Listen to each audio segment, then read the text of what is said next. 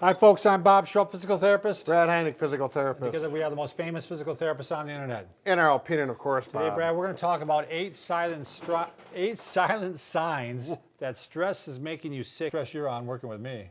Yeah. Well, Bob, I'm glad you said it. I admitted it. Well, we all have stress in our lives, Brad. Sure. And I think sometimes it gets to the point where it's very hard to manage. And we're going to go over eight signs that are stressing. Sometimes you don't realize it's what stress is what's causing these things. Right. When you get older in life, you kind of know it. But I'm going to tell you a couple of stories on some of these where at the time we didn't know it was stress that caused it. And it unfolds. Yeah. And then we're going to show you some things that you can try. We're going to give you some solutions. Some options, you bet. All right, in case you're new to our channel, by the way, we're going to reduce the stress in your life, and you can provide videos on how to stay healthy, fit, pain-free, stress-less. And we upload every day. Also, if you'd like to go over to Facebook and like us, Brad and I have the stress of not being liked as children, and so now we're trying to turn all that around. Yeah, things are coming back, Bob. Yeah. No, I mean they're going forward. Oh, they're going bad? Forward, Bob. Things are going good. All right, let's talk about the first stress sign, Brad, that we see.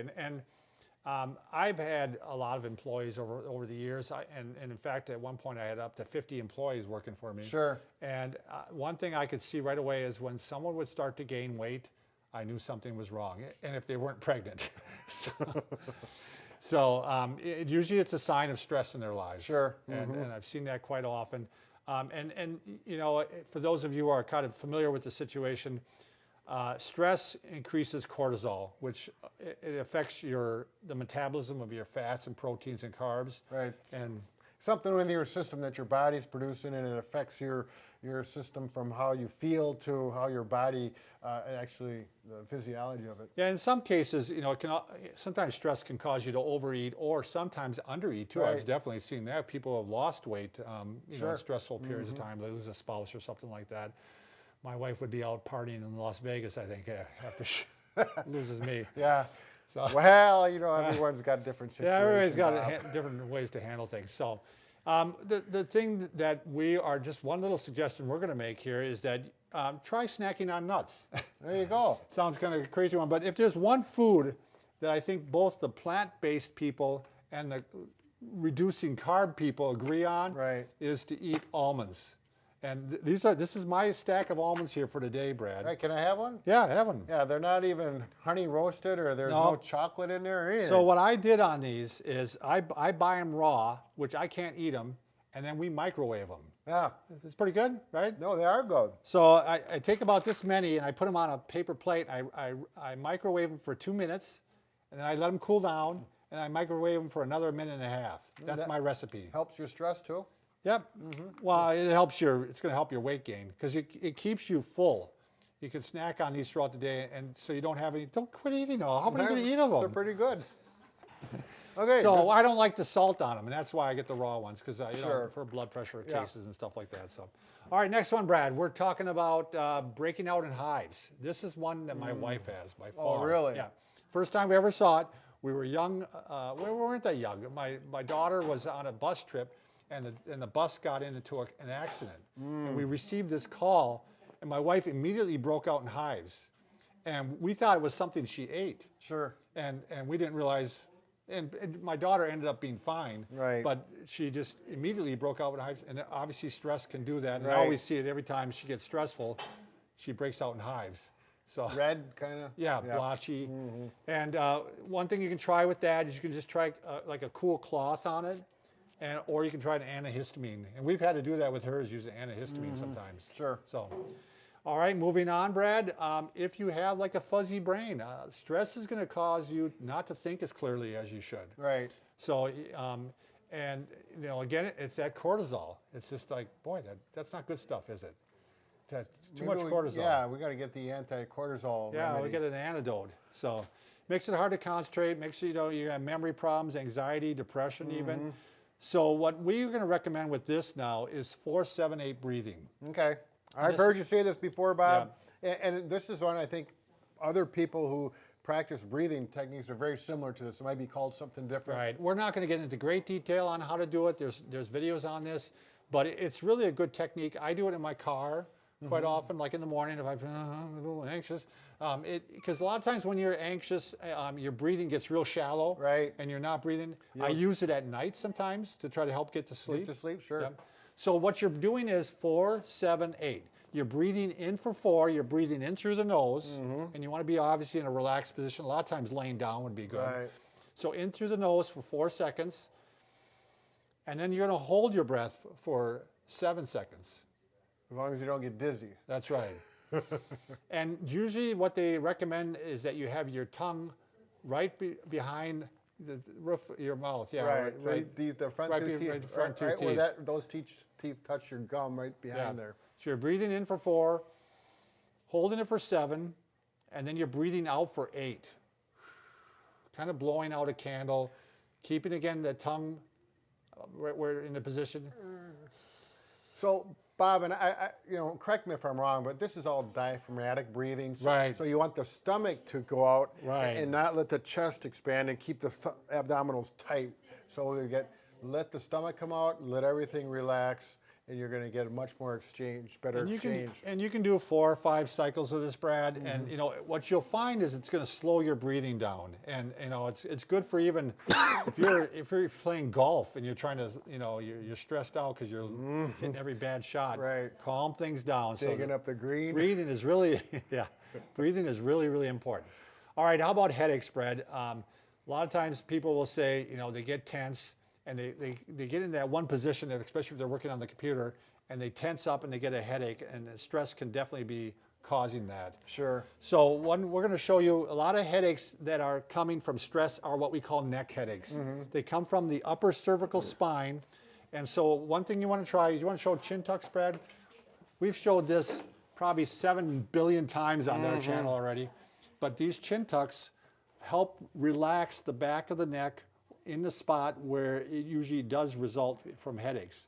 And the headaches we're talking about are the ones that come up from the back of the head, might go around into the eye. Sure. Sometimes they're on one side only. Yep. So then the other thing you can try, Brad, with that is you can go ahead and just do some massaging.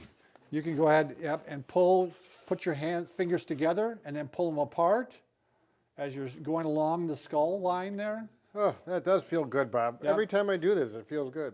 And then you can also do little circles and work your way down the spine there.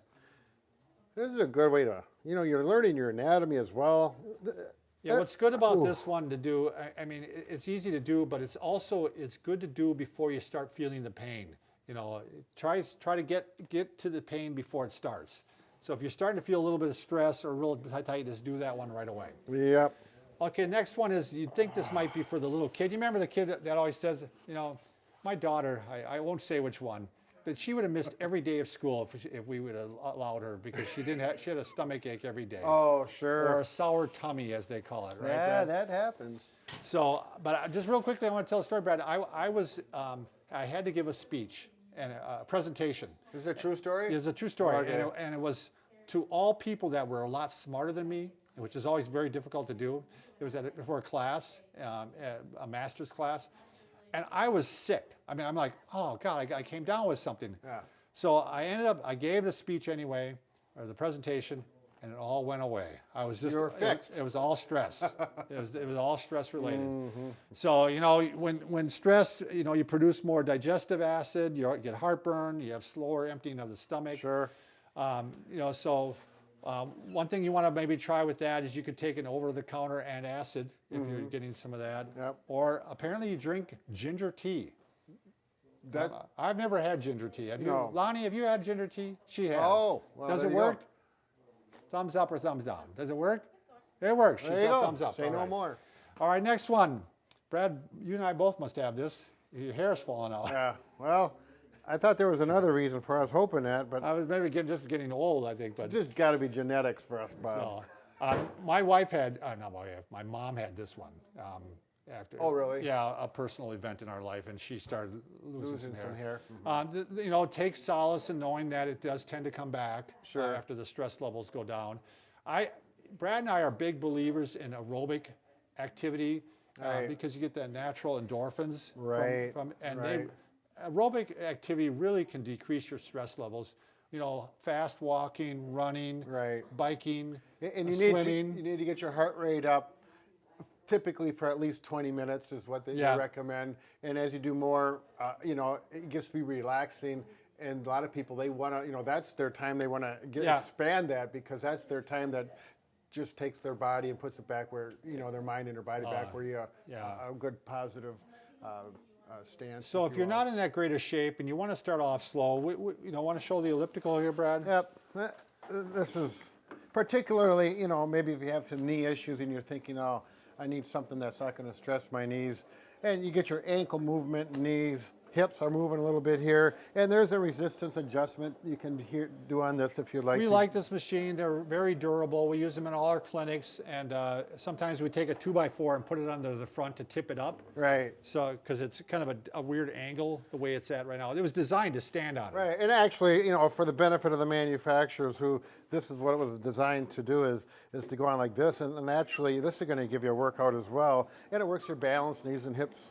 But much more difficult, takes a little more practice. I actually like the other way better. Just sitting? Yeah, I mean, just for people, most people. Right. So, all right, next one, Brad, is where are we at? Cold that won't quit. You know, it drags on and drags on. And you're also more likely to get a cold when you're under stress. The researchers from Carnegie Mellon University, I can't believe volunteers actually did this, but they infected volunteers with the cold virus. And the ones that had the indicators of having more stress in their life, they were 2 times more likely to get a cold. Right. I mean, so you can be exposed to people with a cold and not get it if you kind of keeping your immune system up. And for me, the big one for me is to get more sleep. Yeah. I mean, if you get more sleep, you're going to be able to handle a lot more stress in your life. So I know it's hard because you got so much to do. Yeah, and then your mind's thinking 100 miles an hour, and it's hard to do. That's when you do the breathing then. Right, 6, 4, 7, 8. 4, 7, 8. Should we maybe try that? All right, and the final one, Brad, is if you maybe get, revisiting getting acne again in your life. Oh. That's that cortisol again, creates more oils, and they get trapped with, the heat follicles. I'm going to do a little research on this cortisol thing. Yeah. You can use topical creams, but my overall approach to stress, Brad. Get it out, Bob. Is that I always, one is you got to learn to say no. Yes. I mean, you got to start cutting things out of your life. Right. And the second thing is you got to take action on things. You're going to feel better if you're not being a passive participant. If there's something like let's say you're in debt or something like that, take some action, a step every day towards getting out of debt, and you're going to feel better. Right. Less stress. Yep. So. Get rid of that stress. Words according to Bob. Yep. So. Say no more, Bob. All right. Thanks for watching.